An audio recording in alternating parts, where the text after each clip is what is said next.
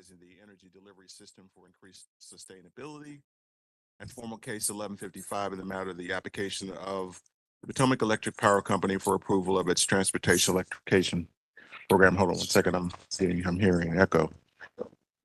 Okay. And I want to welcome those who are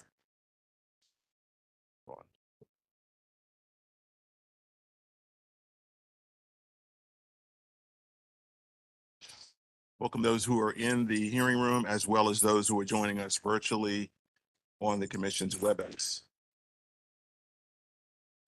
First of all, I want to thank the commission secretary's office, Carmen and Brenda, for setting up the logistics. You all don't know that we had a closed meeting that let out shortly before noon, and we had to reconfigure the room and set it up. So I want to thank them, as well as Sid and Ray from our Office of Information Technology, for helping things be set up smoothly.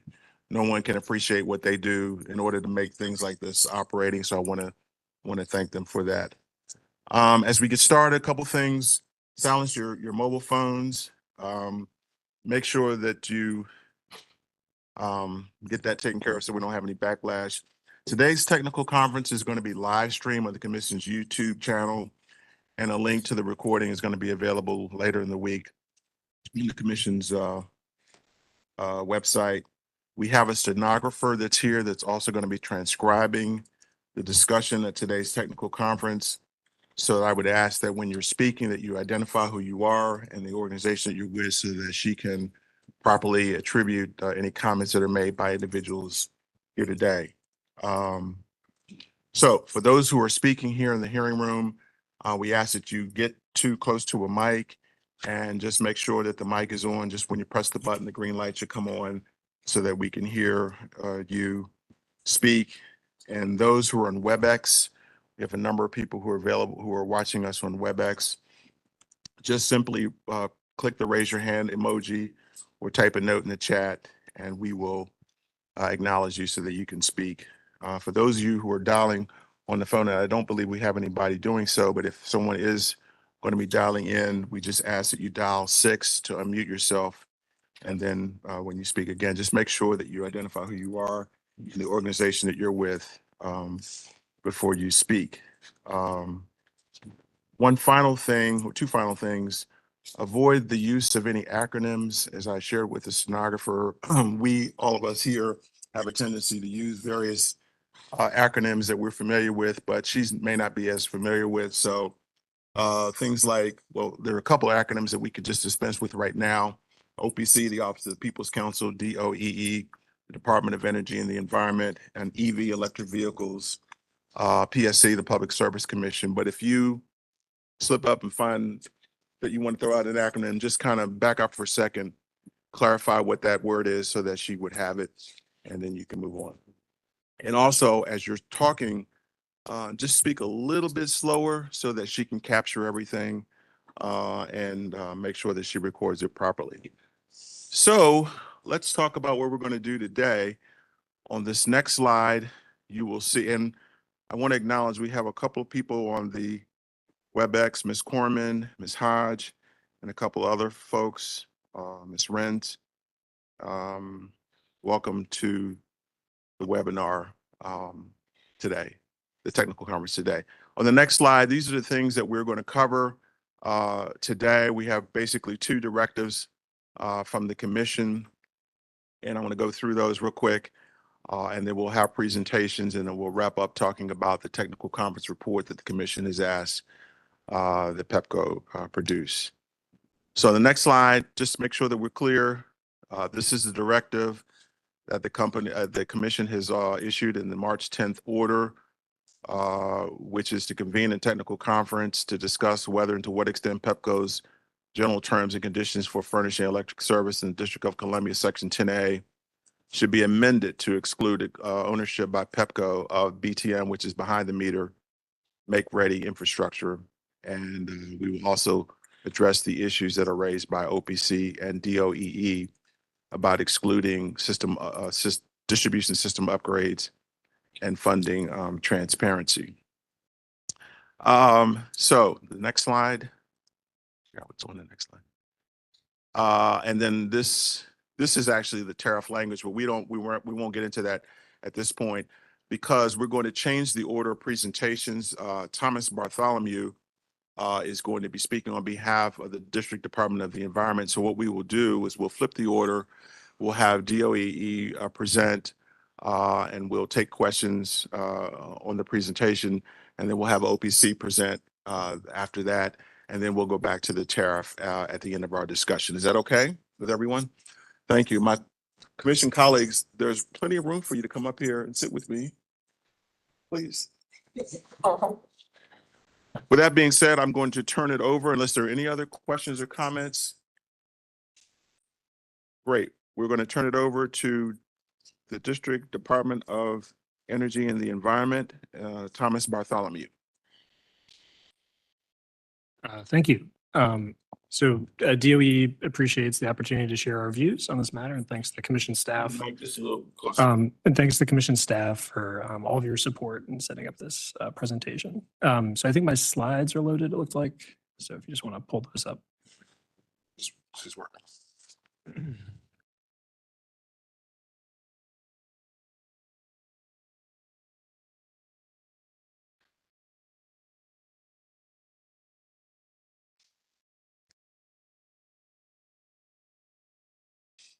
Thank you. If you can go to the next slide. So we just kind of summarized our positions on the sort of the two main questions here on the first slide for folks, convenience. In general, we believe that the definition that the Commission adopts of make-ready infrastructure should be limited to avoid distribution system upgrades that are separate from those needed to host additional load from electric vehicles, and that PEPCO's main role for behind the meter should be limited to administering an incentive program that supports the necessary upgrades that customers make to install such charging equipment. And then again, our question about transparency, we just want to make sure that there's a good basis for the Commission to make a sort of a decision on the ultimate sort of tariff structure. So we think that should be based on information from PEPCO that sort of takes into account what impact time of use rates, actual driving and charging behavior, which we'll describe a little bit in the subsequent slides. The ability to mitigate grid draw from distributed energy resources, and the impact of mode shifting policies that the district government has. Mode shifting means moving out of primarily single occupancy vehicle travel to travel by transit, bikes, scooters, et cetera. That's much less climate impactful. So we can go to the next slide. So this is a slide that I think is helpful, just as an illustrative point about the question that NRDC made, and it kind of identifies where the responsibilities for the different types of make-ready are, because there's make-ready on the customer side, there's make-ready on the utility side, and it's really bifurcated at the meter, right? And so the utility covers their costs with a rate of return, and the customer covers their cost with including some incentives, right? There are federal government incentives, there are district government incentives, and of course there can be utility incentives, but the customer covers their side of the infrastructure to support their needs, right? And the graphic helpfully shows that there are a lot of different electric vehicle types and different charging needs, and we want the infrastructure to support the particular type of need that the customer has. Not all customers are going to have the same needs. So go to the next slide. One question I have, when you say NRDC, what is NRDC? Oh, sorry, NRDC, Natural Resources Defense Council. They're an environmental organization. So they advocate for, policies related to electrification. Anyways, I just like their slide. It's a nice graphic. That's fine. So, I just yeah, wanted to yeah, for sure. So this is a slide that we made that kind of just shows it on the residential side. So it's the same idea. You can see the utility infrastructure on the left, the pole, the transformer, the wires, and then you see sort of the home needs, the electric panel, the outlets that you need to install, the different kinds of services, right? You have a 120 volt service, which is kind of the one everyone's familiar with, your standard plug, 240-volt service, not as common in the home, but usually supports larger appliances like dryers, central AC systems, stuff like that. And of course, a level 2 charger. So a bit of a faster charger. So you can have either level 1 or level 2 in the home. So again, utility covers utility side, customer covers customer side. It's sort of something that a lot of, and it's sort of bifurcated at the meter. So that's the idea. So next slide, please. And then this is sort of an illustrative, policy example. So the California Public Utility Commission has previously made a number of rulings on this. So this sort of talks about their ruling from 2018, where they sort of provided a definition of make-ready infrastructure up top. And then, there was a question, San Diego Gas and Electric, one of the utilities in California had sort of applied to own behind the meter, and the PUC denied that, and you can sort of see their rationale in the point below. One of the key things I think it points out is that avoiding utility ownership behind the meter has a benefit because it doesn't, the market does not involve unfair competition with non-utility enterprises that provide these kind of services to install make-ready infrastructure. And then, the PUC did not believe that denying ownership behind the meter in any way affected the build out of charging infrastructure on the market. And I think that's been borne out by how things have played out in California. California has the most electric vehicles in the US by both percentage and number. And I think it's been a successful policy there. So we go to the next slide, please. And then this is just some more details on a subsequent decision that the California PUC made, Public Utility Commission made in 2021. I have provide a link to the rules and then again a summary from the Natural Resources Defense Council, but these are a couple of key points that I think are worth highlighting. So again, their decision was that when customers receive utility incentives from utility program, they have to take service on a time of use rate, which helps to mitigate grid impacts. Customers maintain skin in the game because they're still responsible for the majority of the costs of the infrastructure. So again, they're only getting the service they need, right? They're not overbuilding their service on their side. They're getting the service they need. The utility, proposes, they had directed utility propose some energization timeline so that there's sort of certainty on when this stuff will be rolled out. The customer can make, decisions. They can know when they're going to get service. And then of course the utility's costs are recovered as part of the general rate case, which provides the sort of oversight program. And it becomes sort of a standard part of utility service as opposed to just a standalone program.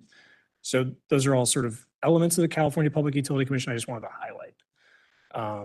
So go to the next slide. Couple of questions. Yeah. Okay. Just need to press the button.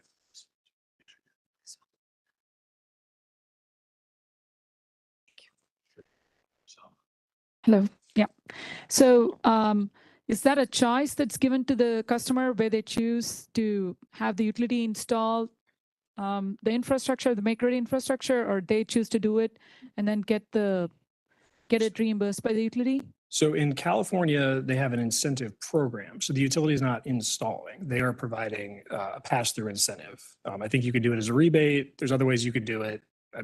Agnostic on the style, but basically the utility is sort of passing through a set of incentives so that when the customer hires someone, an electrician, an electric vehicle charging company, somebody to install a service, they know, okay, I'm going to get this amount covered by a tax credit. I'm going to get this amount covered through the utility incentive program. That's sort of like taken off, right? Or it's sort of accounted for in the bill. It's sort of a very structured program. Everybody knows what's going to happen. All of the bills are clear. People know what's going to happen. But the utility is not involved in California in installing the infrastructure. The customer does that with providers, all kinds of service providers that do that. It's just they provide the incentives to get to help cover those upfront costs, which can be considerable, right? It can cost a lot if you need to get new electric service, if you need to get rewiring, if you need to get all that make-ready infrastructure that you need to have service at your home, place of business, et cetera. That can be significant. So we do want to see appropriately sized incentives, but incentives that allow for that infrastructure to get built. And then there's certainty of who's going to pay, what it's going to cost. Everybody knows and then they can just go forward, as opposed to having small standalone programs. Nobody really knows what the status is. It's just like, oh, are there still incentives allowed? All this kind of stuff, right? It's just, we kind of want to move to a sort of predictable, larger scale program. That's our position. Does that make sense? Thank you. So this slide shows, it just shows levels of charging. Folks may or may not be familiar with this, but again, it just sort of shows like what the different levels of charging provide. And then at home, we note that about 75 to 80% of EV charging happens at the home currently. That's sort of a national average. Might be different in different places, and of course, there's differences between fleets and home vehicles. But this is sort of talking about your standard, personal vehicle charging. Most of it's happening at home. And then we have some more slides that will show that it's mostly happening still on like a level 1 service. So we can go to the next slide. This just kind of shows what the typical draw is from these different kinds of electric vehicle charging compared to existing home appliances. So a level 1 charge is sort of, pretty similar to a space heater, less than an air conditioner. A level 2 is more than a water heater, less than a furnace, right? So they're sort of within a normal appliance draw range, but as you move up the levels of charging, it gets much more significant. And of course, a level 3 would blow all of this away. But nobody's doing that at their home. So next slide. This is a profile of kind of daily vehicle miles traveled by district resident drivers. This doesn't include commuters, but this is DC resident drivers. So you can see most DC residents are driving less than 50 miles a day, which is coincidentally about the amount that you can get from a level 1 charger charging overnight, right? So folks can park their car. If they have access to home charging, they can charge it to plug it into a level 1 and basically cover their driving needs for the next day. Taxis and ride shares typically, have a lot more driving that goes beyond that. And so they are more likely to need to recharge during the day, likely on a level 3, because they need, time is money, right? Like if you're in a rideshare vehicle, 20 minutes isn't, maybe you can stop off for that, but an hour, 2 hours, that's too much. You're losing too much money. It's not going to work. So they need faster driving service. So we'll go to the next slide. This is from our electrification study that we filed in 1167, and I think some other places. And again, it shows what, sort of our consultants that we had help us write the report identified as kind of the projected levels of charging and how much was going to go by each service. You can see that under even the most accelerated scenarios, most charging is going to be done on level 1 charging, with the next most coming from sort of public access level 2. So for folks who do not have access to at-home charging, they're probably going to need some kind of opportunity charging or access in the public realm, right? So they could stop off when they're getting groceries. They could go to, the library or maybe a rec center site to charge, that kind of thing. So that's the next most. And then you can see, there's workplace and public access DC fast sort of make up the rest. So again, level 1 is kind of what we see is the main future of electric vehicle charging in DC. Go to the next slide. One question, Ms. Bartholomew. Yeah. You mentioned level 3 chargers in the previous slide. Is that the same as DC fast chargers? Yes, sorry, I will clarify. Yes, DC fast and level 3 are synonymous terms. So DC fast just refers to the current type, direct current. That's just the kind of current that's produced by that, and it just charges the battery of your electric vehicle a lot faster than standard charging. So we can see what the grid impact is here. So on the left, this is a model that NREL produced on what grid impact looks like from level 1 charging, and then on the right is level 2. You can see that on the left slide, it's much more of kind of an even curve, and it's more spread out, and it doesn't get to quite as high of an amplitude of grid impact. On the right with the level 2, much sharper and much more localized in the sort of evening hours. This makes sense because it's going to be faster, right? And the ramp up is going to be faster. So again, level 1 charging produces overall, I would say, less grid impact because of the headroom need is not quite as high. The amplitude doesn't get quite as high, and it's a little bit more spread out. And there's more opportunity to sort of shift it around with time of use rates. Level 2 presents a little bit more stress on the grid. It's more of a kind of a sharp peak, which is always tough for the grid to deal with because it has to ramp up, ramp down, that kind of thing. So again, this is from NREL. Next slide. Can I go back to the Yep. slide before this one? Not You go for it. Yeah, that for one. that. Yep. There's here, I'm going back to this. Yep. There's an acronym BAU. Can you explain what that is on the left-hand side? there? BAU. I think I know what it is, but I'm not. I think that's from a study, another study that's referenced in the report, but I'm now forgetting what that's called. Is it okay if I follow up with what that is? I'm Okay. thinking it's business as usual, but I'm not sure. That might be right. It might be business as usual. I think that's right. I think that's right. Business as usual. I think anyways, I think that's talked in more detail. This is obviously pulled from a report. So I think all this is discussed, and I can get you guys the citation for where this is discussed. But I think you're right. I think BAU stands for business as usual. Gradual is another step up, and then accelerated is a much faster rate of adoption.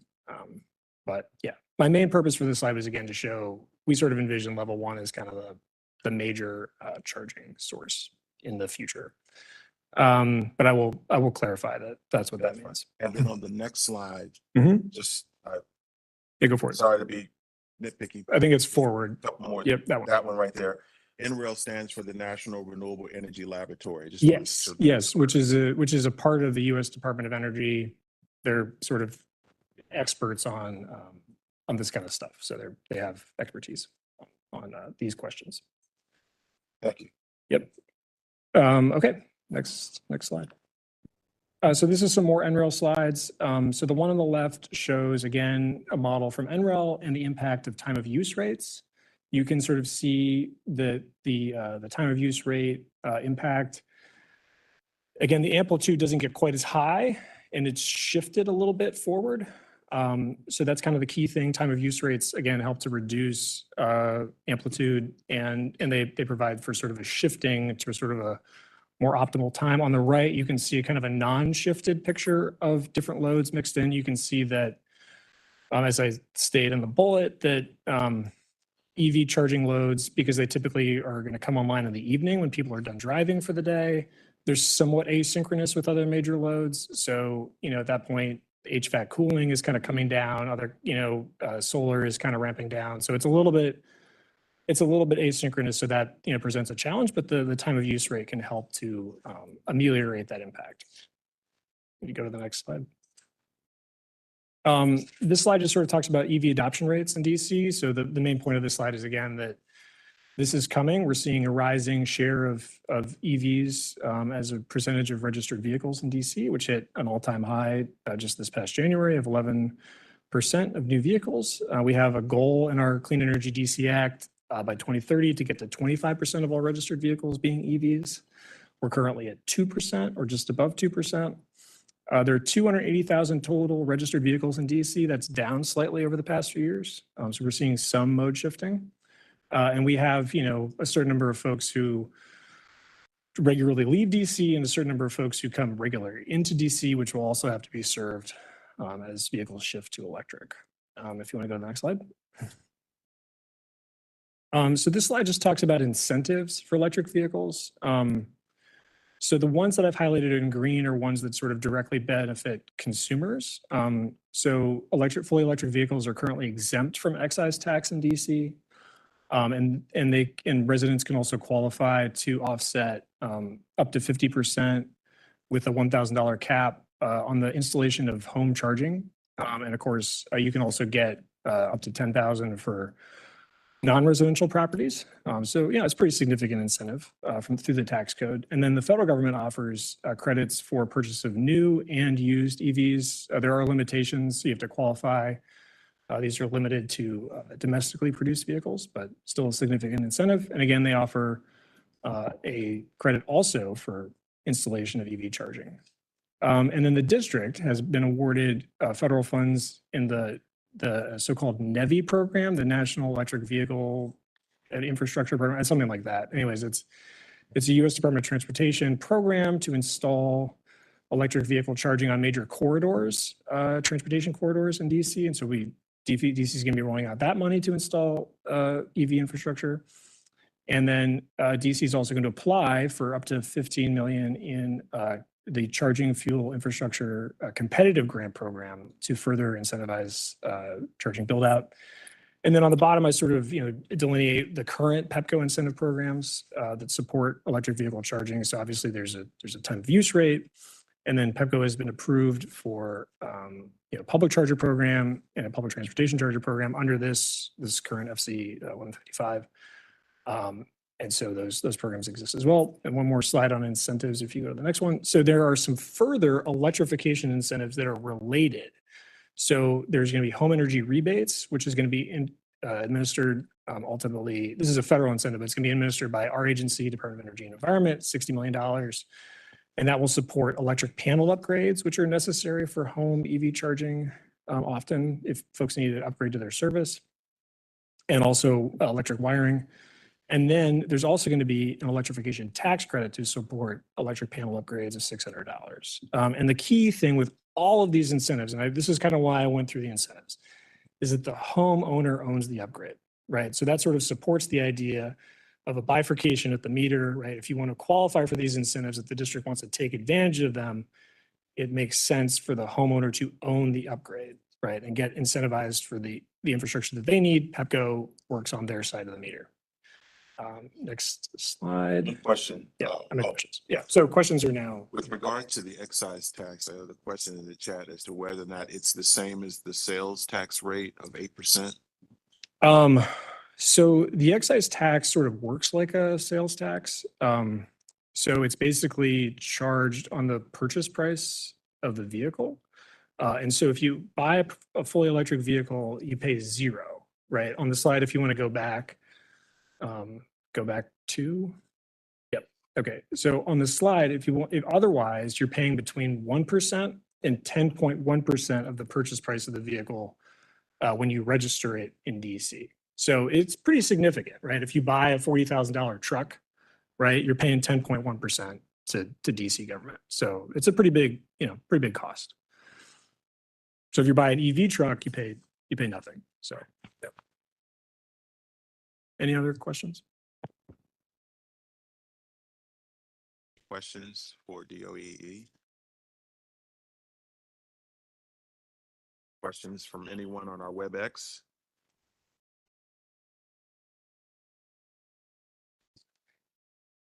So if I'm hearing you with regard to the question as to whether or not the company should own behind the meter electric vehicle charging, the answer from DOE is No. We think as I sort of lay out with the way incentives are already structured at the federal level, obviously we're not going to change that, right? You're not going to change federal incentive programs. Maybe you could change DC incentive programs. You're not going to change the federal side. All of those envision the customer owning the upgrade, right? They're the ones who apply for that tax credit. They're the ones who get the rebate. It just makes sense to take advantage of that. And so we don't think the utility should own that, but we do think it can make sense for them to incentivize it. So I know PEPCO has proposed filings in 1167 to offer just such an incentive program. And we think conceptually, the PEPCO running such an incentive program makes sense. We have maybe some differences of opinion on the incentive levels, but we think that conceptually that's the way to do it. Have PEPCO run an incentive program, customer owns, customer maintains, customer gets the kind of service they need to serve their needs. Like I said, we think, a lot of residents could be served by level 1 charging. I know anecdotally, some of my friends, they just charge with level 1, but that might not work for everybody, right? Somebody might be a rideshare driver. They might need to charge up really fast. Somebody might be going in and out of DC a lot. They might be doing longer haul driving, right? They want more service, or it's a commercial enterprise. They're doing deliveries all over the place. They need faster charging, right? So they should get the service they need to serve their operations. And then they would know what the incentive level is. They would know with certainty what kind of incentives PEPCO would provide. And then PEPCO would sort of worry about their side of the equation, which is very important, right? The utility side, make ready, I think is more than enough for anyone to be responsible for. It's a very big job to deal with all of the issues with that. And we think that's where PEPCO should be focusing their infrastructure upgrades. anyone have any other questions for Mr. Bartholomew? PEPCO? No? Thank you. Thank you. Someone's hand raised online. Oh, I didn't see it. Is there someone from the chat? Yes, hi, this is Larissa Dobriansky, Grid 2.0. You gave the definition, California, but there are differences there also under the law. I think California is partially deregulated, whereas DC is deregulated, correct? You mean in terms of like service, like what you No, how you in can take terms of the service? law as to ownership behind the meter and the deregulated character under the law of DC, that's a stronger jurisdictional laws here than in California, but yet California has come out with that ruling, correct? Well, I guess I'm not clear on what you're asking me to clarify. Like, are you asking me to Oh, clarify in terms of why? the laws, isn't DC a deregulated jurisdiction under the law? You see, California actually is not a totally deregulated jurisdiction, to my knowledge. But Well, DC is, correct? well, again, this is not honestly that piece is not my area of expertise, and I don't know if I can make that kind of comparison. But I guess what I would say is that on the make ready question, the key thing is kind of who's responsible for it. And in DC, Pepco is the only entity responsible for utility side electric infrastructure. There isn't anybody else responsible for that. So I think that's kind of the key question, right? It's like who's responsible for the infrastructure, ultimately not necessarily who's providing you the electrons, the energy that you're getting, right? So DC has a deregulated market where you could get the electrons that show up in your house, the electricity service from different providers, but Pepco is the only entity that's managing the utility poles, the transformers, all that kind of grid service. So that's kind of the key thing is that delineation. And I think I'm not an expert on California, but I think it's somewhat similar in California where certain utilities are responsible for certain sections of their overall grid in terms of who manages the infrastructure. And are you making distinction here between this infrastructure, it seems you are, behind the meter and customer owned versus the infrastructure associated with the utilities roles and responsibilities under the law in DC, correct? Exactly correct. Yes, we think that I think the PSC is asking this question because there have been some previous rulings, some previous regulations that have been put in place that allowed Pepco, and they said in the opening piece that Pepco owns some so-called behind the meter infrastructure at this point, right? Today they own that. And so the question is, should that continue as a matter of regulation and law? Should Pepco continue to do that, or should they not do that going forward? And so our position is that it would be better for the build out of electric vehicle infrastructure if Pepco did not own that side, because ultimately the question of the infrastructure is really going to be about the service needs of whoever is installing it, right? So like if I'm an electric bus company or a transit company, I'm going to have a much bigger service need than if I'm a resident in their house, or if I'm have a set of delivery vans, or if I'm running any of these different kind of businesses or enterprises that could need that kind of electrical service. And so I should be installing the kind of service that I need that matches my needs, and then be incentivized to do what I need without undue incentive to overbuild, right? So only build what I need, to not build too much, because if you build too much, then you end up costing everybody more money ultimately. And, so that's and the the last concern we thing, have. thanks very much. And the last thing would be what you're saying to me supports the policy priority in DC of allowing competition, and Exactly. that Yes. can Yes. help to size better, operate off of the incentives to really meet the needs more precisely. That is exactly right. Yes, we believe in competition in this matter. We think that competition will help to answer some of these key questions with regard to what ultimately gets built. So we want to see robust competition in this space. We want to see solutions that appropriately meet people's needs and support the sort of climate goals that the district has to decarbonize. So that's kind of our general position on everything. Thanks very much. Thank you. Are there any other questions? I do have one with regard to your presentation, and I don't remember which page it was on, so I'm going to ask if we can flip back towards the beginning. There was a graphic that you had on one of the slides, and I just want to ask you about that. Sure. Yeah, do you remember what it looks like, or?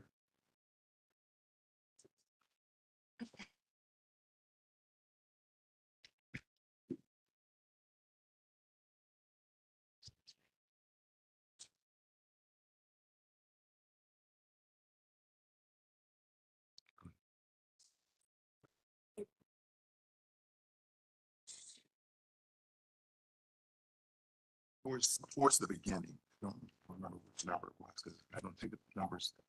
Was it the one with the two sides of the meter? Or? Yeah, I think it's like slide 3.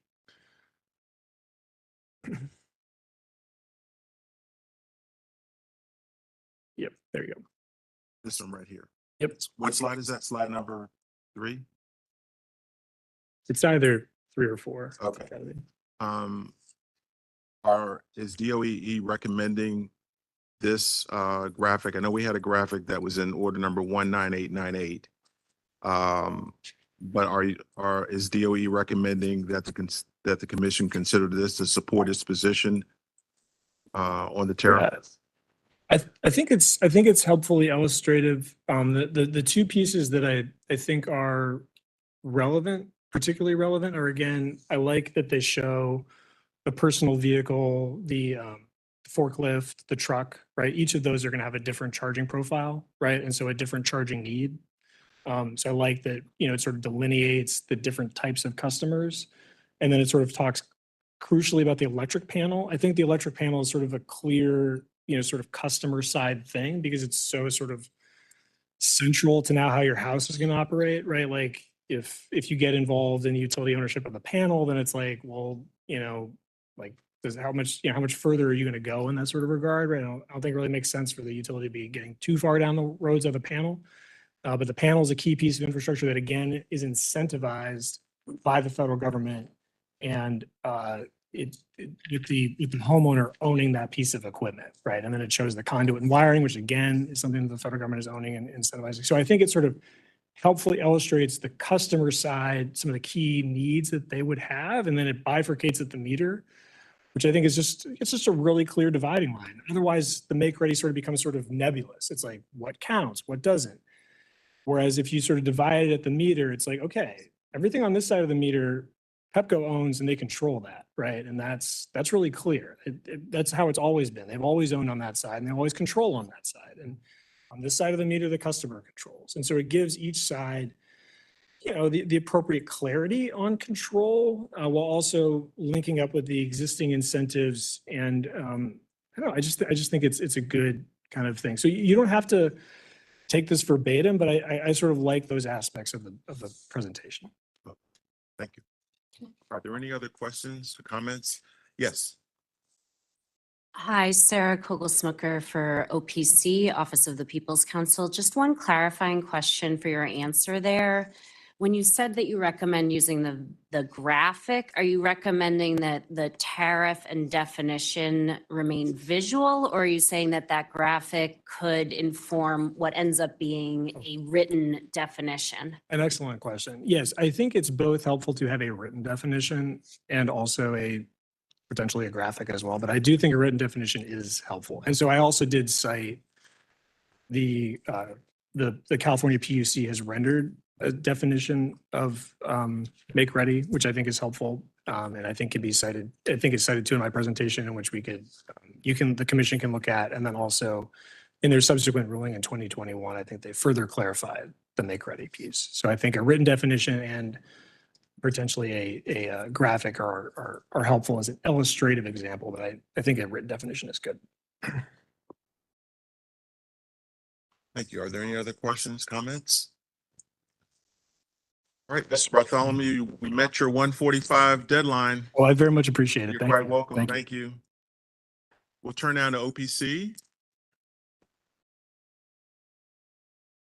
Hi, Sarah Kogel-Smucker, Environmental and Climate Attorney for Office of the People's Just Council. give us a second to put your presentation up. I'm sorry, Thank you. Sarah. Yeah.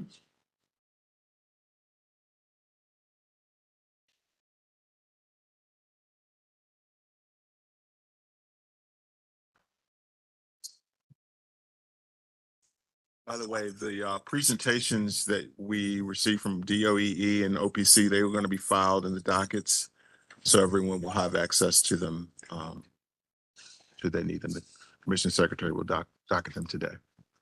Go ahead, sir. Thank you. I'm joined by my colleagues Jason Cumberbatch and Elizabeth Beltran, and in the audience, Thaddeus Johnson. And first, we really want to thank the Commission for acting on OPC's recommendation to hold this technical conference. We think that how this proceeding developed with the graphic and then the tariff, that there was room to get the positions closer and clearer, and a technical conference conversation would aid that. So we really appreciate and commend the Commission for holding this technical conference, and are optimistic that this can lead to a clear outcome and perhaps less far apart positions from the parties. Slide 2, please.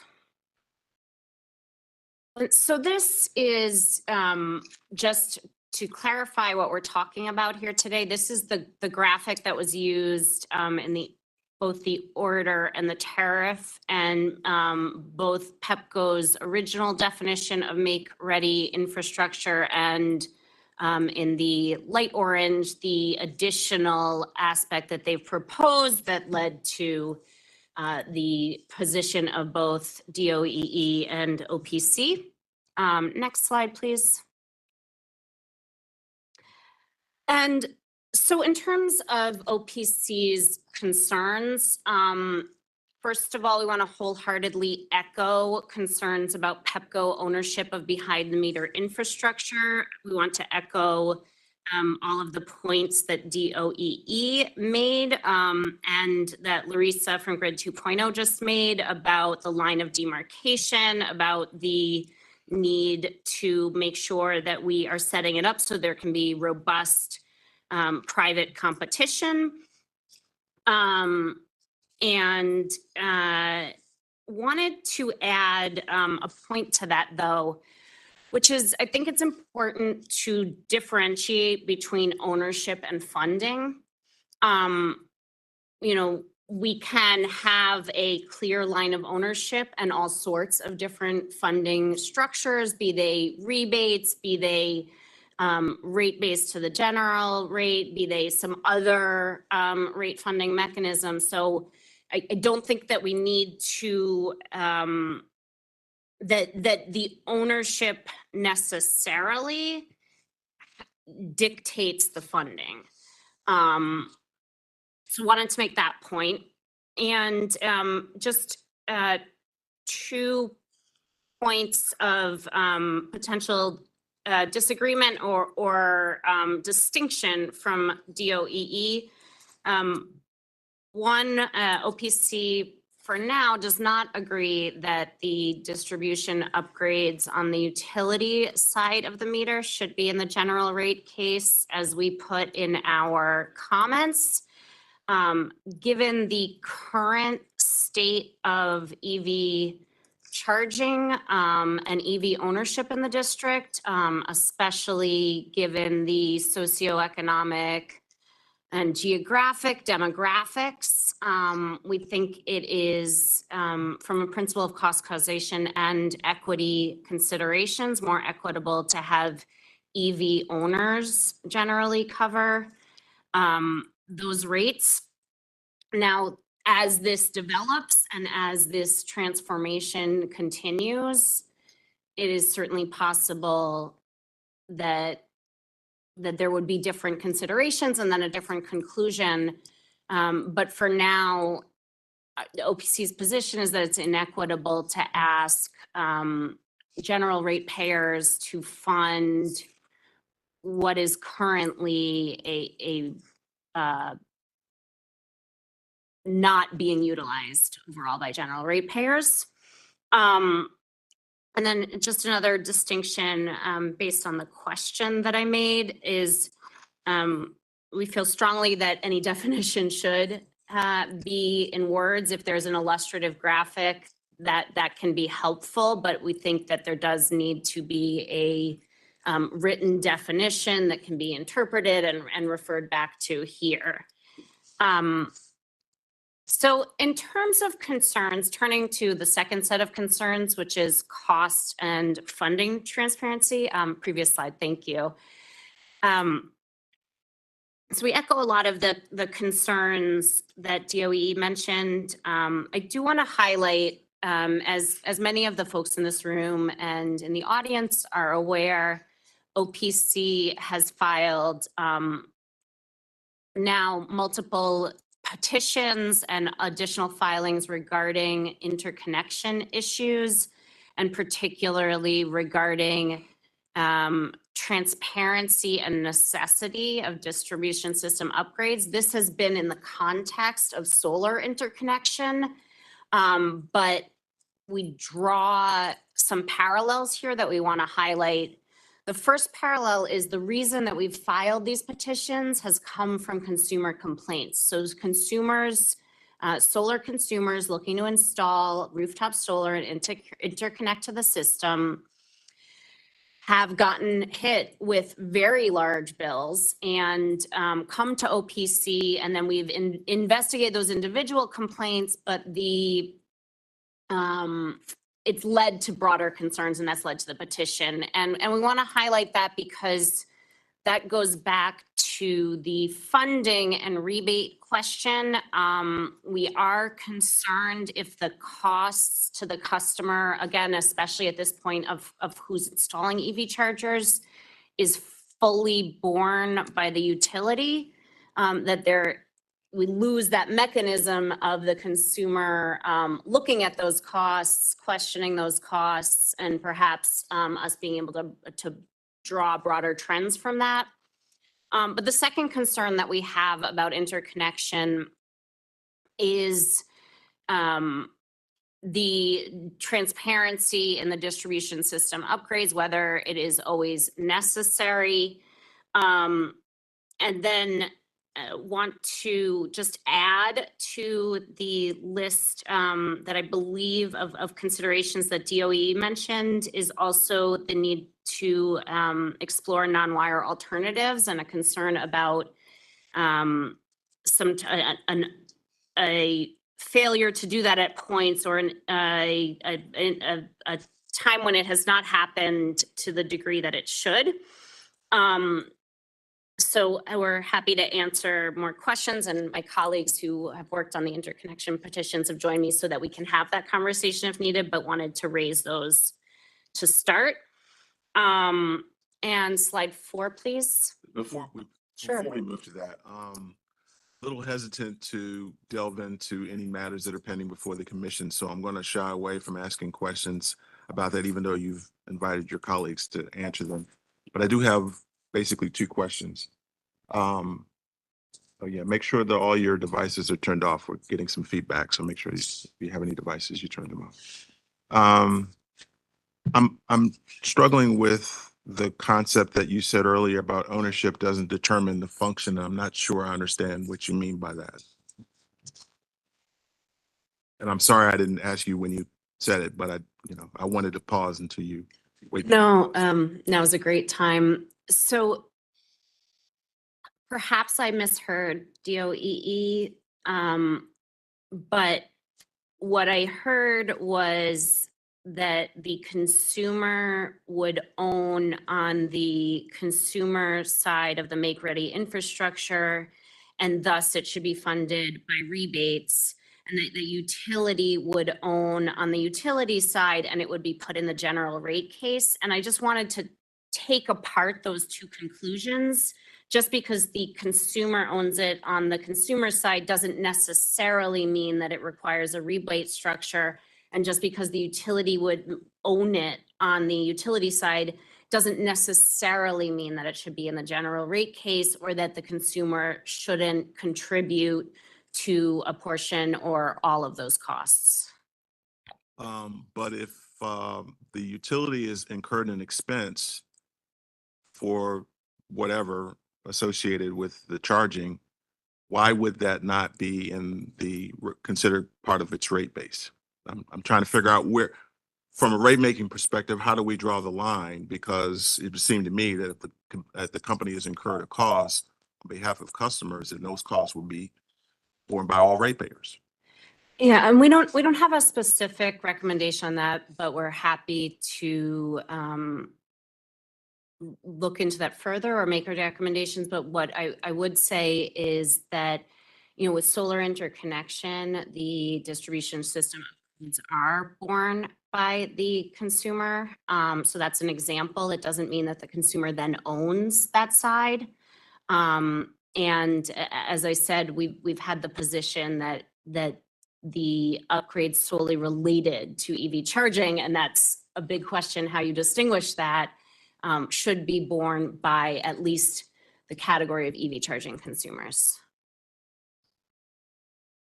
With regard to the cost and funding transparency, and I want to be very careful because we've got a couple pending cases and I don't want to go into those cases, but can you just broadly describe what that looks like? In other words, if the commission were to consider your proposal for electric vehicle charging, I just want to stay in this lane if we can.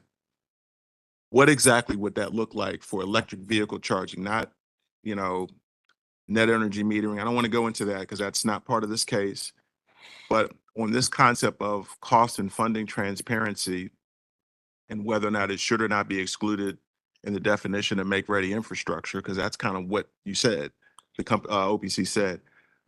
I'm not sure I understand what does that look like? And understood on the pending case matter, absolutely. Appreciate it. Next slide, please.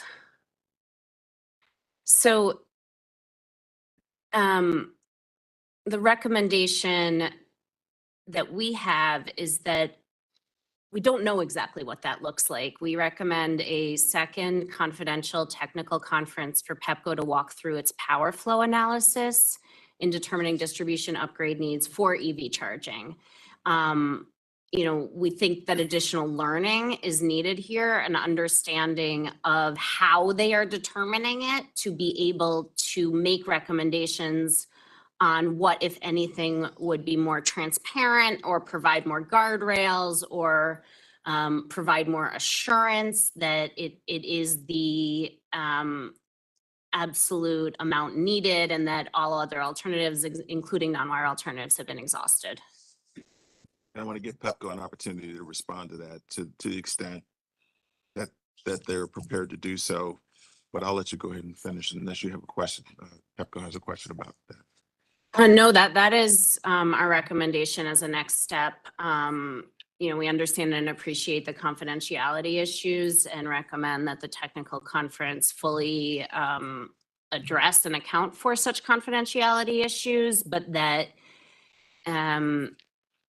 based on our understanding of how distribution upgrade determinations are made, a walkthrough of the power flow analysis in a confidential technical conference would be, from our perspective, a very useful next step. Can I ask a question? So in terms of your first item, where you say separate funding and ownership options, so I guess you're referring to two things. One is the need for distribution system upgrades, which is what you're touching on your second item. So when you say separate funding, you're referring to any incentives, what DOE mentioned when it comes to the customer side for the make-ready infrastructure ownership? I think, yes, what I'm saying is there can be, the commission can adopt a requirement that the customer owns any EV charging related infrastructure behind the meter without, from our perspective, foreclosing that there could be rebates. Now, we're not saying, and there should be for individual consumers at this point. But for example, the approved funding that's already been approved by PEPCO, we believe could proceed. But instead of, as PEPCO proposed, that the customer elects whether they own it or not, we're recommending that the customer is required to own it. I want to make clear, though, with regard to rebates, the commission has spoken at least in 2 orders that it's probably not going to entertain rebates, discounts, because it does not want to socialize those costs. So I just want to make sure that we understand that that's probably, but it's going to be difficult to push the commission the other way when it's decided that it won't offer those. We appreciate and applaud that. Okay. Anything else? Yes. See if you can hear me okay. Yeah, Dennis Chamino, Assistant General Counsel with PEPCO, and we'll talk in a few minutes. Jacob Berlin is with me, and we have a few others. We get into technical issues. I had a few questions. Can we get back to the previous slide, please? And so on this slide, it talks, and I think it's the same general question. It talks about it says upgrades in there. And I think, Sarah, you mentioned that these costs shouldn't be in a rate case.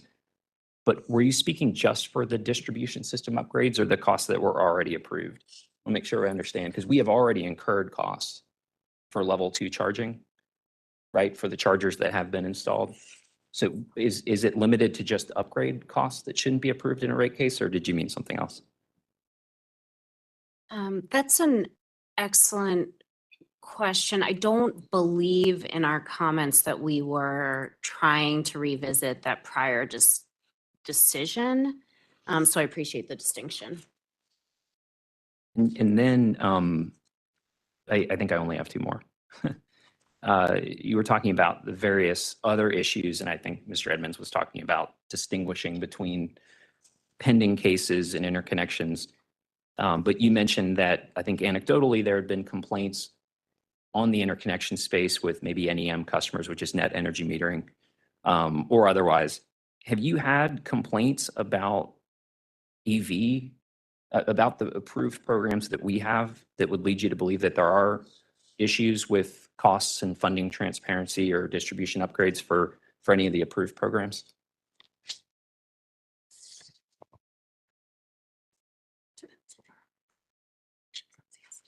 Yeah, I would need to consult with our consumer services division in order to answer that question. I didn't in advance of this technical conference. The last one is easier, I think. That DOE definition we looked at least in concept, is that something that OPC you conceptually agree with? You agree with fully? Or do you know for Make Ready? We'd like to, of course, like you, get to that point of agreement. I think we're pretty close based on conversations we've had, and we just make sure we know what we're working with. The California definition? Or something close to it. Conceptually, is that how you would do it? You would essentially stop the utility ownership and maintenance at the meter. Is that right? On the ownership, conceptually, yes. On the actual definition, I think we would want to reserve the ability to make wording edits, particularly for clarity and fit for the district. Okay, thank you. Appreciate that. Did you have any? Thank you. Any other questions? Those that are on WebEx, if you have any questions. Yes, Ms. Dobriansky.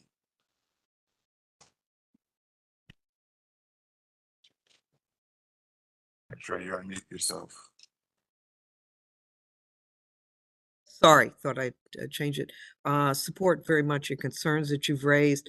One area, though, want to know if you've looked at more closely, that was on the cost causation. And, you know, we've talked from the cost side of the picture, but what if, like, through the use of time of use or dynamic pricing, the way in which EV are charging is managed, that brings benefits to, all customers and helps to reduce system costs, et cetera.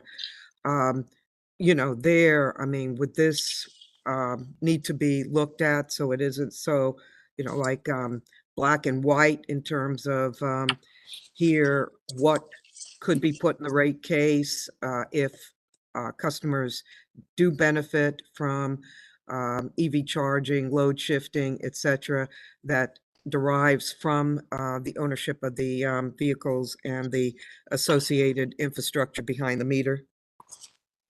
Yeah, I definitely don't want to get out ahead of our skis on this. We had a one line in our comments and we want to stick to that one sentence. And certainly aren't intending to say anything broader than that one sentence in our comments. I think part of how this evolved is that there was the EV working group and its report about three or so years now, right? 4 years. And then there's been a series of filings and amendments.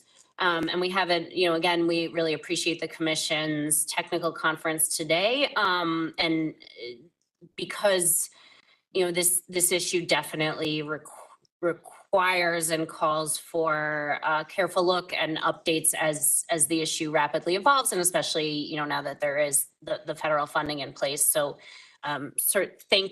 think should your question be asking, are we taking any broader position than that at this, we've said generally at this point, EV owners should pay the costs? No, we are not. Okay, thanks. Any questions or comments? I have my hand raised. This is. Oh, I'm sorry, Ms. Dodge, go ahead. Oh, thank you very much, Mr. Edmonds. I'm not sure this is a time to raise it, but I want to make sure that the opportunity doesn't pass, and I'll defer this to after the PEPCO presentation. So if that's necessary, but we strongly support the idea OPC put forward recommendation that there be a second technical conference that's confidential to walk through PEPCO's power flow and rationale for upgrades. And the matter of transparency here from a consumer and public interest base, the notion, and this is sort of 101 question. And I've been at this for a fair amount of time, but it's puzzling. We don't like to buy things that we don't understand the cost or value of on the open market. And I think it's a generally accepted principle that the consumer should be able to know what they're getting. And then there are broad communal dimensions of that. So I've never been quite sure why it should be a matter of argument as to whether that PEPCO or any other utility that's a monopoly especially can simply go ahead on the customer's behalf or the public's behalf and prescribe costly or anything of value that it doesn't have to explain. That's something that eludes me, and I'm not the only person who eludes. It's just a fundamental question that I don't. It's a puzzle. So that's a question. I guess it's as much for the Public Service Commission as it is for any utility. And I just want to put that out to make sure that I get it out here. Although I know it might not be the right place, but maybe there's never a right place for it. So thank you very much. Well, thank you. I think it's a good question. I'm not sure that I'm going to be able to give you a good answer today, but it's something that I think I will note that's in the transcript for today's meeting. And I think I'll just leave it at that. Thank you very much. Hey, Nina, Dennis Chamino, how are you? Yeah, I'm just fine. Hi, Dennis. Hey, yeah, so we actually to date, I think we launched these programs in maybe 2019. We're now filing semi-annual reports. I don't doubt that the data isn't to the level you want. We have no issue with providing more data. We haven't tried to push back on any of that to date. We wouldn't push back on reasonable attempts to get any of that data, types of costs we incur, or that kind of thing. So, we'd be happy to entertain questions about that. Great. And do I assume correctly that would pertain to the idea of a technical conference that goes through some of the technical bases for some of these analysis that leads to charging, to costs being exacted for various upgrades? Yeah, I mean, I think that's one question I would like to take back. I can't speak for the company on that level. I do know that just in terms of the costs that have been expended, that are being expended, part of the programs that are approved, we have no issue providing more of that data. We'd be happy to work with you, with OPC, DOE, with staff to determine the proper format for that. But as far as the question about the specific upgrades and then the need for them based on power flow, I think we just like to talk about that internally a little more. Great. Thank you very much, Dennis. Sure. Appreciate Yeah. it. Thank you. Bye-bye. Yes, I should note for the stenographer that was Nina Dodge from DC Climate Action. Just to leave it clear. Sorry about that. Thank you.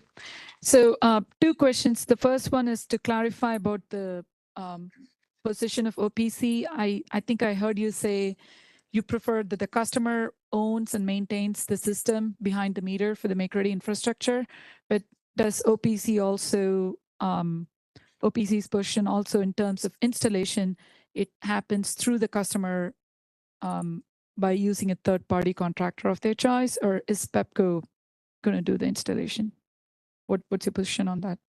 I think that's a case by case question. I don't know we don't have a position specifically on that because that hasn't come up in approved offerings, I believe, in that right now what's approved is the two specific offerings, I believe 7 and 8. But generally we agree with DOEE and I believe Larissa's point that the more there can be a private industry here and competition, the better that's going to be for both consumers, costs, and also expansion of the network without that falling back on ratepayers unduly. Okay. Thank you. And my second question is about the distribution system upgrades. So Pepco can correct me if I'm wrong, but I think there hasn't been any distribution system upgrades associated with EV programs specifically so far. So when you are referring to distribution system upgrades, are you referring to that in general, in a broader context, any distribution system upgrades that Pepco plans to do or how they go about it? Or are you referring to something specific to EV case? I think, and I'd like my colleague Jason to add in after I do an initial answer, but I think we are referring specifically in this situation, again, mindful of Mr. Edmonds' focus of this proceeding. If I believe that the way that the tariff is written, it could include that even if it hasn't yet. But if we're reading that incorrectly, then we'd appreciate the clarification. Hi, this is Jason Kornbach. electrical engineer over at OPC. In terms of the distribution system upgrades, this was mentioned as we had previously said that we've had some complaints from consumers about upgrade costs in relation to interconnection. And I think from just the technical side that this is being mentioned just overall, not knowing if there would be any costs related to system upgrades in relation to EVs. So it's, just, I would say, just a blanket as of right now until, that is determined. And we don't know as of yet, as we had mentioned, going back to our Consumer Services Division, if there was any complaints in relation to that. And you'll let us know, and you make some Yeah. type of a filing to support. Yeah, we would just have to get back with CSD and know if there was any at all. This is Jacob Berlin, Manager Strategic Programs for Pepco. I did want to touch on, I guess, two things with the distribution system upgrades. First, the programs to date haven't, to my understanding, seen any distribution system upgrades associated with it. And I do want to also add a little differentiation between, the power flow study reference for interconnections and evaluations and understandings for EVs. So looking at NEMs, the net energy meter, solar interconnection, that power flow study is primarily done because that is load coming back on the system, that generation. EVs are closer to regular new business loads coming onto the system, right? It's just pulling from the system. And so I do want to differentiate that the power flow study done for interconnections and solars is, a different process and structure relative to evaluations when looking at EVs and interconnecting EV infrastructure and EV loads. Ask a follow-up question on that. With the anticipation that EVs, particularly potentially commercial EV fleets or governmental EV fleets, will be used to both to put back into the system, does that change at that point? And if so, what's the tipping point or the trigger for that? Like, are you, to phrase it another way, are you evaluating EV charger installation now with an expectation that the grid may draw from that EV, or are you not at this point? I would say each situation's unique. We're continuing to understand that technology and whether it is putting back on the system or not, understanding what those impacts are and evaluating how that relates to the grid and what studies are necessary to evaluate that. As we're currently looking, for chargers that are being looked to install, if there isn't any indicated potential to put back to the grid, because obviously there is some technology necessary for that to occur. We are looking at that as a load, but obviously as that changes, we will continue to evaluate and understand what those impacts are. And again, perhaps my colleague Jason can add, but I think our concern is that putting a broad tariff in place saying that the costs that Pepco has to do to make ready for that charging infrastructure without specific limitations or very careful limitations on what that cost, and of course would need to take it back, but brainstorming, it seems like, perhaps that's one potential limitation. But without that limitation, our concern is that that whatever Pepco says is the make ready infrastructure necessary for that charger is the make ready infrastructure necessary for that charger. So I think that's where the concern comes from. And if there's additional ways to make it a lot more specific in the tariff on what that covers and why and how that's determined, we'd be very interested in looking at them and considering whether, we have any suggestions or support them. Do you have anything to add there? I just echoing everything that my colleagues said, but one thing you did mention that you said that as of right now, you have not encountered any issues with the EV installation and any different system upgrades. And I think we just don't know yet. There's no, as you said, because they haven't encountered it yet, it's still open-ended. And I think for us, pending us going back and, further flushing things out, we're just mentioning this as a broad, statement for further investigation. Thank you, Ms. Dodds. I apologize. We had people speaking and she wanted to know who was speaking. So Jason was the last to speak. And Ms. Dodds, I'm gonna let you go ahead and ask your question. Oh, thank you very much. Oh dear, the Pepco staff, was that John? I'm sorry, I didn't write down your name. It's Jacob. Jacob, sorry, Jacob, got the J. I think that distinction is very important. And I think it will be important to make in the technical, the more in the weeds technical discussion regarding power flows and so on, to really get it at the omnidirectional power flows, the bidirectional power flows, et cetera.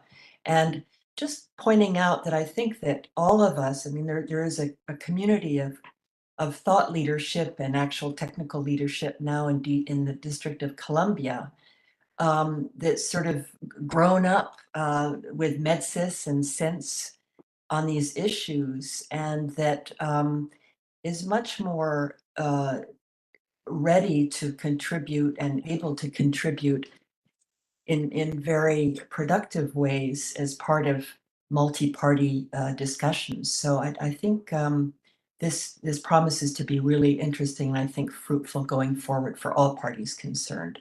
Thanks.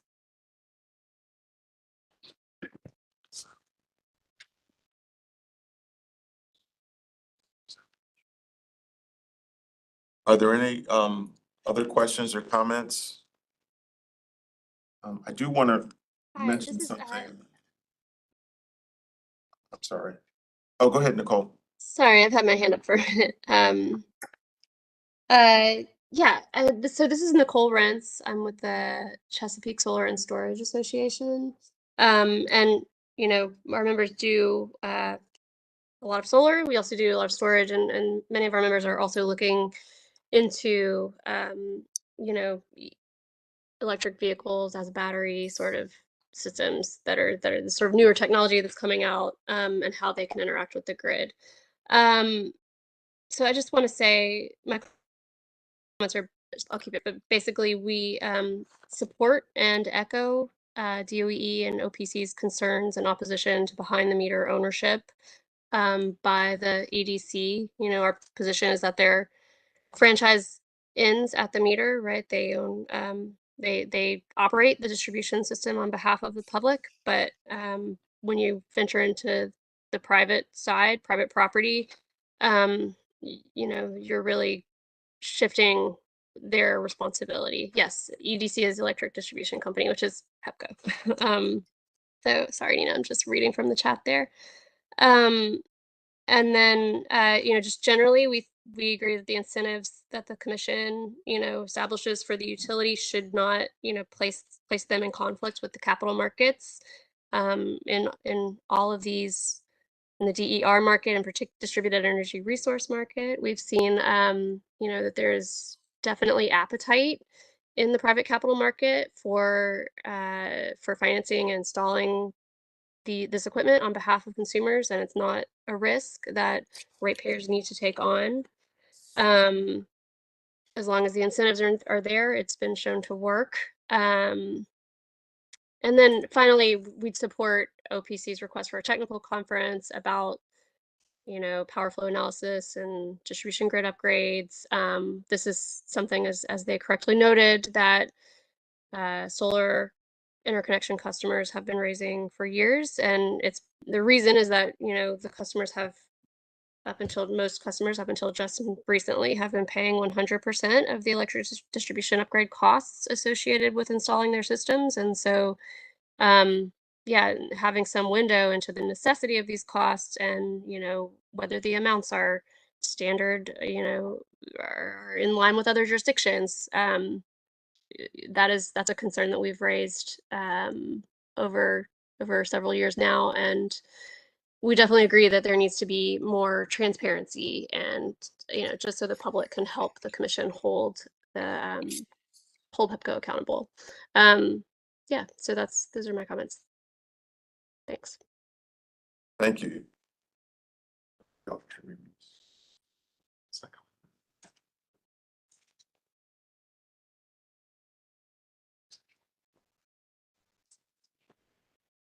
Sorry.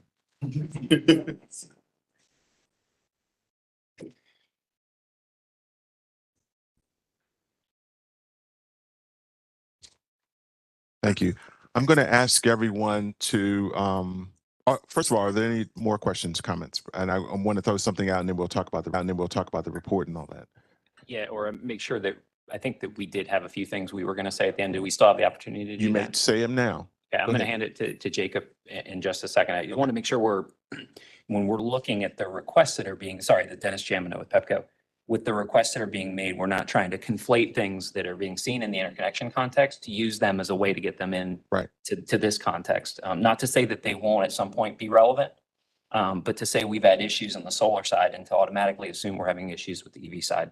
We just want to make sure we're being careful about that. I'll hand it over to I Jacob. agree. I agree. And yeah, go ahead. Just, yeah, and to the extent that we need to clarify, we are certainly not trying to do that as well. What we are saying, to just make it clear why we raise it, is not because we're trying to get it addressed in a different proceeding or context, but because our experience on that side has raised concerns that we'd like to avoid replicating as we move forward on this side. And so to the extent that the company can clarify or has ways to allay those concerns, we are open and appreciate it, but we're raising them because we don't want to go down a road and have a lot of concerns with the way it's been set up that weren't proactively looked at in advance. Okay. Jacob? Yep, Jacob Berlin, PEPCO. So want to first, I guess, focus on the make ready and make ready definition that we've been discussing today. Obviously, all this started with the order with the picture defining make ready, resulting in an update to the general tariff, including PEPCO owning the full suite of the make ready infrastructure.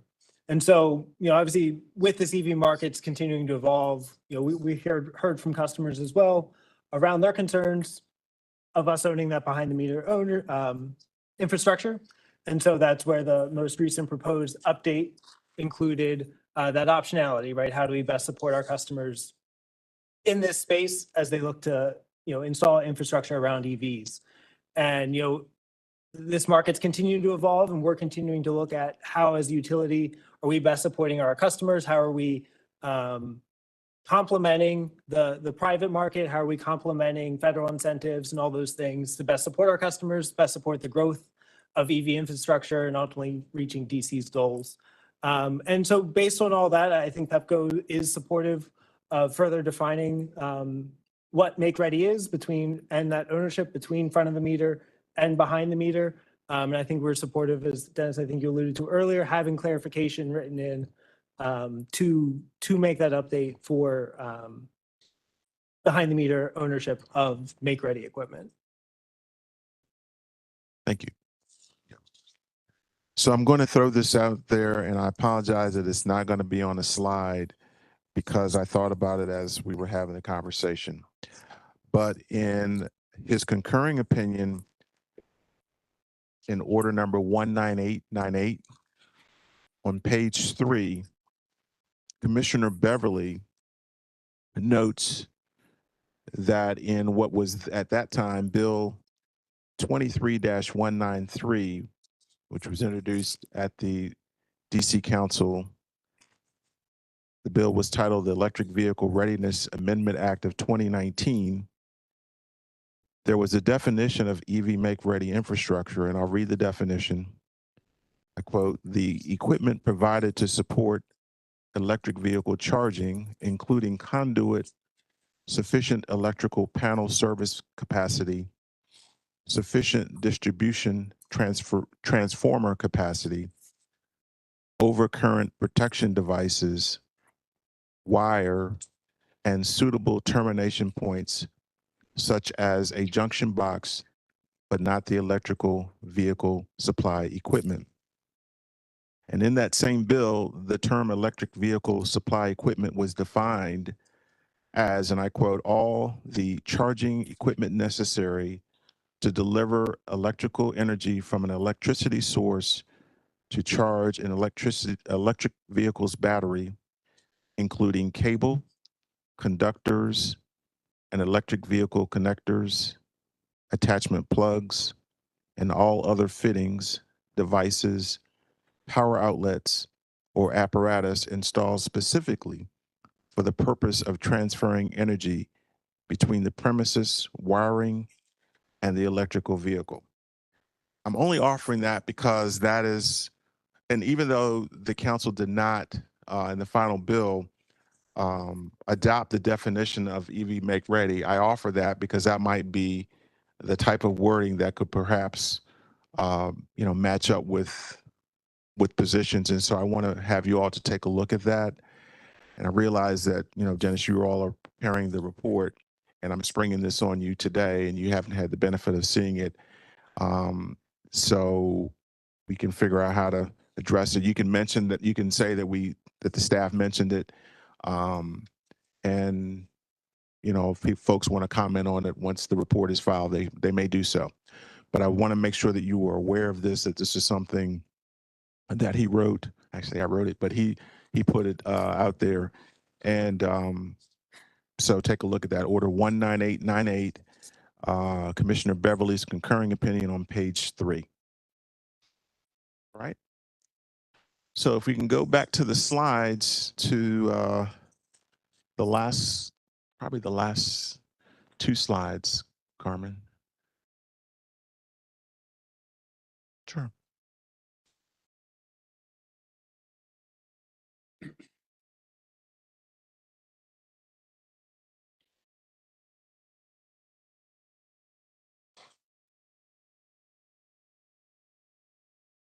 Go back one more slide. So this is the tariff language that we're looking at, and I want to make sure that there's understanding. I'm not sure that the tariff language talks about let me just say, this is the provision that's pertinent to this discussion. This particular section is pretty long, but this paragraph is the section that's pertinent to the discussion here. And so I want to make sure that as we're talking about, distribution system upgrades and things of that nature, that I'm not sure that that is actually fully captured in this tariff language. But I want to make sure you understand that what we're focused on here at the commission is this particular paragraph, because this is the paragraph that is in question that the commission wants us to look at. So as we're going through this discussion, and the company is preparing their report, and individual persons are making comments, that you understand that that's what our focus is, this particular part of the tariff. The next slide is the directive provides the directive that the commission has given with regard to PEPCO producing a technical report on the conference. I don't know whether or not, Dennis, you all have anything that you need to ask of us to prepare that report based on what we've talked about today. No, I'll just need the presentations. Okay. So if they're either filed, or you can send them to me by email, including the one that staff has used here. If I have those, I think that's all I need. Okay. Sounds good. But I would ask that we come up with some kind of timeline for, I can put a presentation, or I can put a report together pretty quickly. But then we still kind of have to work back from 30 days to make sure, because I'd like to be able to circulate that report to the various attendees to make sure that I haven't mischaracterized anything. Sure. So if today is May the 2nd, if I got a draft report out within 2 weeks, is that reasonable under everybody's schedule? Yes. Brian, that's on. Is that good? Sorry. I think I just committed to writing a report in 2 weeks. You did. So Good that's luck. May 16th. I'm going to say close of business May 16th, though. Right. And you'll have the benefit of the recordings and the transcripts as well. So you'll be. Thank good. you. All right. Question for you, Dennis. Sorry, Purani Ramachandran, staff. So when we issued the DR, we got the number of make-ready infrastructure that you have installed. I think with the passage of time, are there any installations that you're aware of that happen after you responded to a DR, and anything that's in the process right now?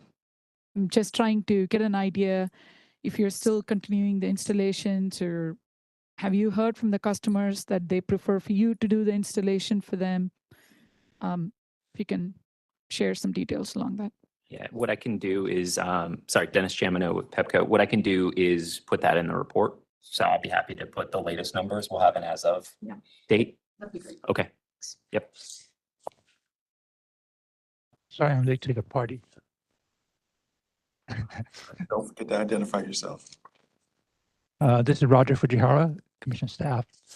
Just for OPC and for Nina Dodge, I appreciate your concern about transparency with respect to EVs, but I guess I'm still trying to get a handle on, I mean, that applies for anything that Pepco does, basically. So you brought up solar, and I understand that, but you bring it up for EV, and so are you looking to have Pepco like put in a particular customer class for EVs, or are you just saying that, you know, we need to, what are we trying to explore here? I'll need to get back to you on that specific question, but we can. Thank you. And for clarification on now the two outstanding questions, should we provide that to Dennis to put in the report, or should we make that a separate filing? I'm sorry. What did you say? I was looking at something. For now there's two outstanding questions. Would you prefer us make that a separate filing or provide it to Pepco to put in the report? Both. Okay.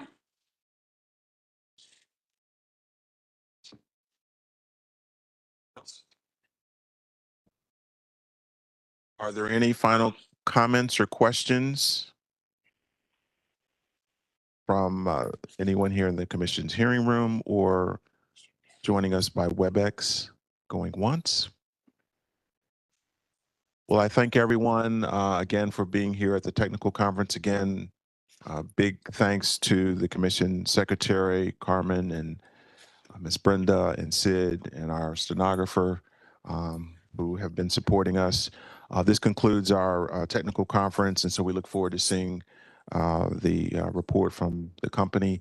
If anyone has any questions with regard to this, you're welcome to communicate by email to me directly. I prefer that if there are questions that involve the technical conference, that you include, you know, at least the company, OPC and DOEE at the very least, so that, you know, everyone has the benefit of seeing what's the communications that are transpiring. With that, we will conclude today's technical conference. Y'all have a good afternoon. Thank you.